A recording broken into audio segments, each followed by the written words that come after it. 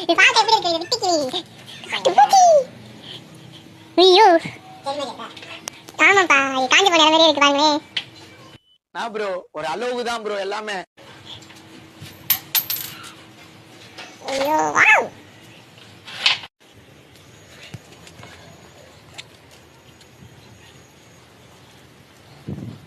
எவ்வளவு பேர் தான் என்ன நோண்டுவீங்க எல்லாருக்கும் என்ன பார்த்தா எப்படி இருக்குது இலக்காரமா இருக்குதா